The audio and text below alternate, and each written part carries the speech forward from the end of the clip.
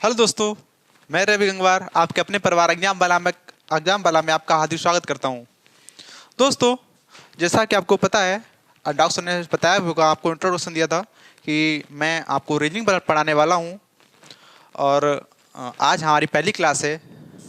इसके लिए क्या होता है, हम किसी भी सब्जेक्ट को पढ़ने से पहले हमें उसका बेसिक समझना बहुत ही ज़रूरी होता है, जो कि आज हम इस क्लास में करने वाले हैं। और हम आपको सबसे पहले इसका बेसिक बताएंगे कि रीजनिंग में क्या सिलेबस रहता है, किस चैप्टर से कितने प्रश्न पूछे जाते हैं, एमटीएस में हमारी क्या स्ट्रेटजी होने वाली है। ठीक है, इस बारे में हम डिस्कस करने वाले हैं। आपको बताने वाले हैं सिलेबस एमटीएस का। सभी लोग कॉपी पेज को नोट कर लें।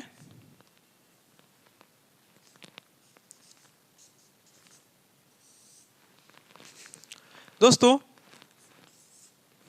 हमारा पहला चैप्टर रहेगा वर्गीकरण।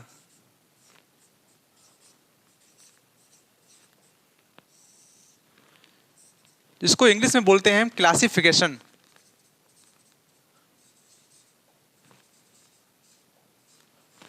हमारे जो भाई हैं, हमारे जो दोस्त हैं, उनके लिए बता देना चाहता हूँ, कुछ लोग ऐसे हैं ना जो हिंदी मीडियम से पढ़े हुए हैं। हमारी बहनें कुछ ऐसी हैं जो हिंदी मीडियम से पढ़ी हुई हैं। तो हम दोनों में बताएंगे, हिंदी में बताएंगे, इंग्लिश में भी बताएंगे।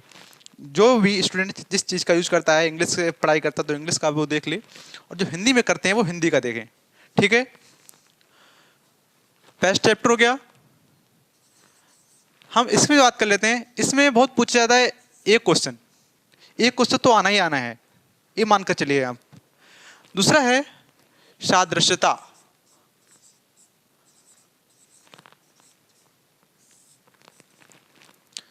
इसे हम इंग्लिश में बोलते हैं एनालॉजी। कुछ लोग इसे एनालॉजी भी बोलते हैं, कुछ लोग एनालॉगी भी बोलते हैं। तो हम जो जो आप बोलते हो सही है। नंबर 3 बात कर लेते हैं। नंबर 3 पे आता है श्रृंखला परीक्षण, जिसे इंग्लिश में बोलते हैं सीरीज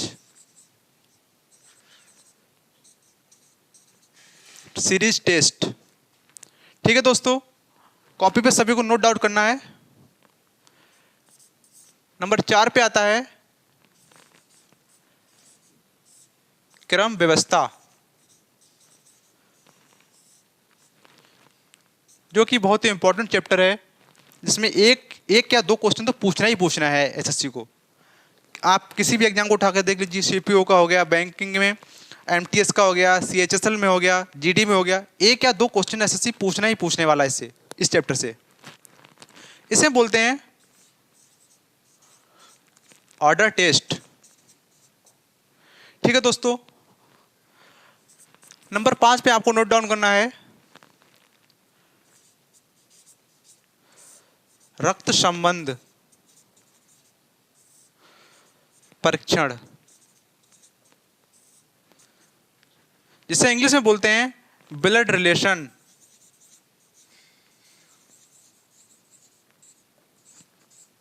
ठीक है,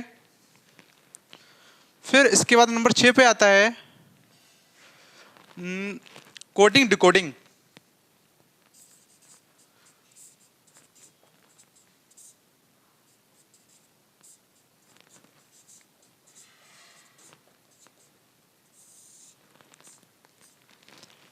इसको हम ऐसे इंग्लिश में लिख लेते हैं कोडिंग एंड डिकोडिंग। ठीक है दोस्तों, नंबर 7 पे आपको उसको नोट डाउन करना है। कोडिंग डिकोडिंग के बाद हम बात करते हैं फिगर काउंटिंग।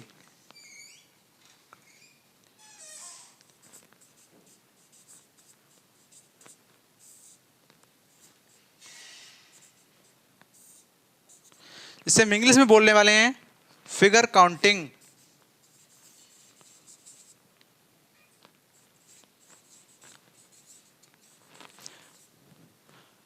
आपको भी बताऊंगा अभी मैं बताऊंगा कि किस चैप्टर से कितने क्वेश्चन आने वाले हैं। मैं आपको अभी डिस्कस करने वाला हूं इस चैप्टर पे, सभी पे। नंबर 8 पे आपको नोट डाउन करना है आकृति हो गया। फिर करना है न्याय निगमन,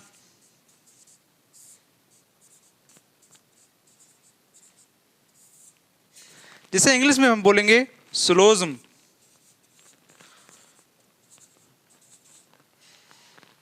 ठीक है, नंबर 9 पे आपको नोट डाउन करना है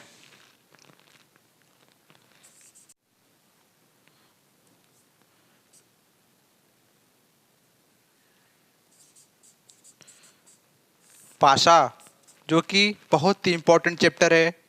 इसको हम इंग्लिश में बोलते हैं डाइस। ठीक है, नंबर 10 पे आता है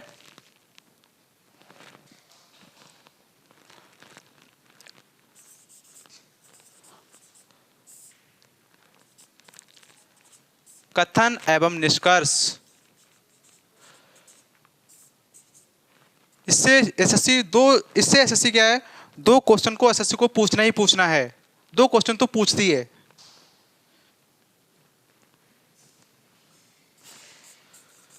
इसे इंग्लिश में बोलेंगे स्टेटमेंट एंड कंक्लूजन।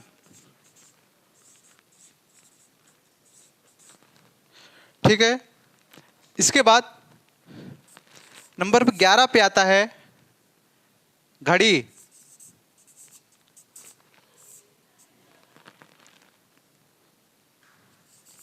घड़ी और कैलेंडर।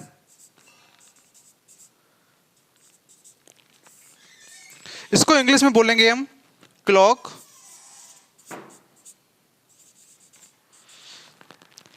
And calendar. आपको सभी लोग क्लियर दिख रहा होगा। ठीक है, इसके बाद है चलो यहां पे लिख देता हूं,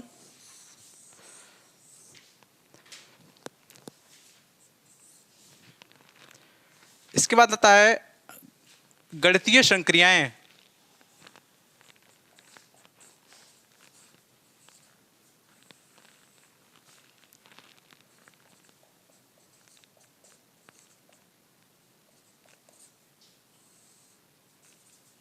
चलो इसको यहां पे नीचे लिख लो इंग्लिश में, मैथमेटिकल ऑपरेशन।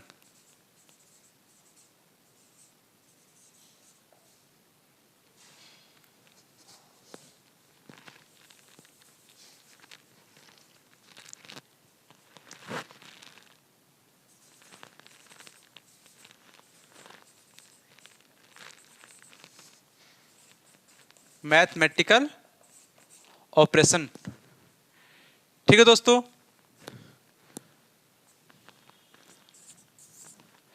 इसके बाद नंबर 12 पे आता है। दोस्तों इतना तो आपको शायद क्लियर दिख ही रहा होगा। हम पहले इतने भी डिस्कस कर लेते हैं, वरना आ नहीं पाएगा इधर। सादृश्यता। सादृश्यता में एनालॉजी में एक क्वेश्चन एसएससी पूछ ही लेती है। इसको एक तो पूछना ही है। सीरीज टेस्ट में, जो कि काफ़ी आप पीछे का किसी भी एग्जाम को उठा के देख लीजिए, एसएससी जो है सीरीज से एक क्वेश्चन तो पूछ रही है, एक से या दो क्वेश्चन, एक दो क्वेश्चन तो रख देती है। ठीक है, तो आपको इधर लिखना है कि एक से दो क्वेश्चन। जरूरी नहीं कि दो आए, एक भी आ सकता है। जरूरी नहीं एक आए मतलब दो भी आ सकते हैं। ठीक है, इसके बाद ऑर्डर टेस्ट। इसमें 0 से 1 मानकर चलिए, 0 से 1।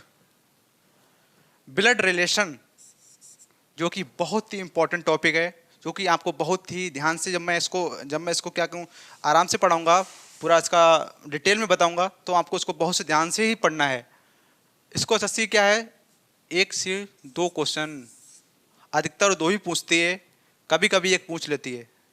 ठीक है, तो आपको ये ध्यान में रखकर पढ़ना है। Coding decoding.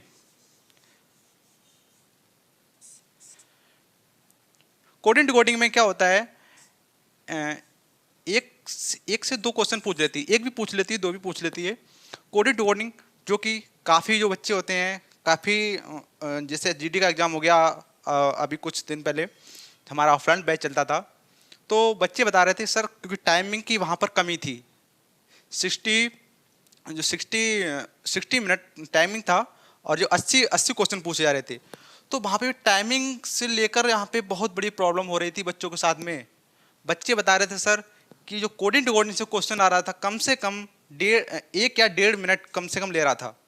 तो वो आपको अच्छे से पढ़ना है, इस टॉपिक को जितना अच्छे से आप रिवीजन कर लोगे उतना अच्छे से आपको ये समझ आ जाएगा।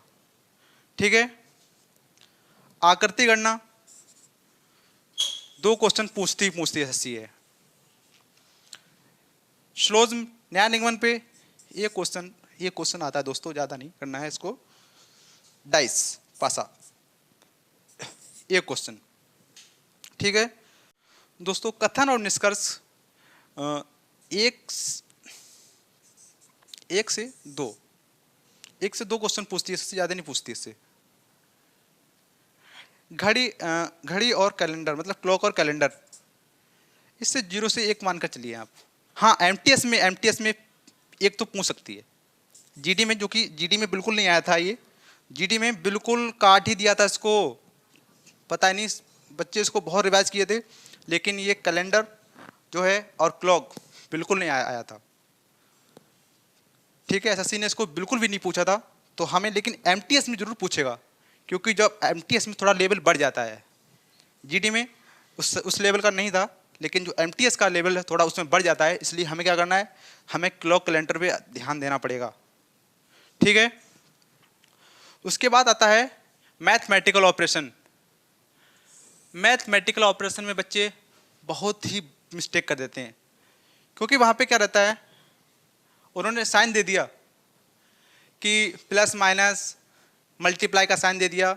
ठीक है, वो आपको ऑपरेशन पूरा करना पड़ेगा, कि दे दिया कि इसको सॉल्व करके 26 ले आओ। अब आपको अपना दिमाग लगाना है कि मैं कौन, अब वहाँ पे ऑप्शन दिया होगा कि प्लस माइनस मल्टीप्लाई डिवाइड, एक दिया होगा माइनस प्लस डिवाइड मल्टीप्लाई, ये दिया होगा मल्टीप्लाई माइनस प्लस और हाँ क्या है डिवाइड। ठीक है, ऐसे दे देगा। अब आपको देखना है कि हमारे जो क्वेश्चन में कौन सा फॉर्मूला इसमें फिट होगा, मतलब ये वाला फिट होगा, पहले नंबर वाला, दूसरे वाला, तीसरे वाला, ये आपको ही वहां पे देखना है।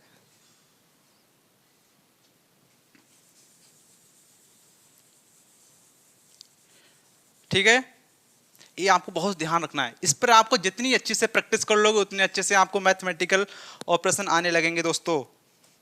इसके बाद आता है नंबर 12, मिसिंग नंबर, सॉरी चलो चल देता हूं, लुप्त संख्याएं।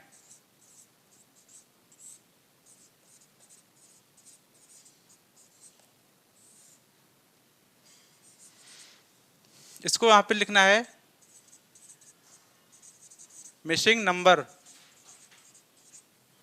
हमारे अधिकतर दोस्तों के साथ बहुत बड़ी मिस्टेक होती है मिसिंग नंबर में, क्योंकि जो हमारा जो रीजनिंग चलती है लॉजिक के ऊपर चलती है, आपको जो लॉजिक फिट हो गया वही सही है, जरूरी नहीं कि हमारा प्लस माइनस है यही हो। जैसे 2 मल्टीप्लाई 3 इक्वल टू 6, या हम ऐसे भी 3 मल्टीप्लाई 2 इक्वल टू 6, ऐसे भी आ सकता है ना, इसके 2 हो गए, हमें कैसे भी लाना है 6 लाना है, वही लॉजिक इसमें चलता है। लुप्त संख्या हैं,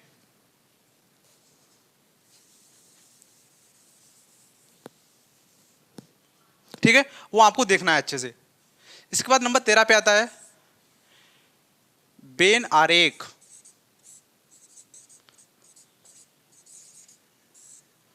जो कि इंग्लिश में हम पढ़ेंगे इसको वेन डायग्राम।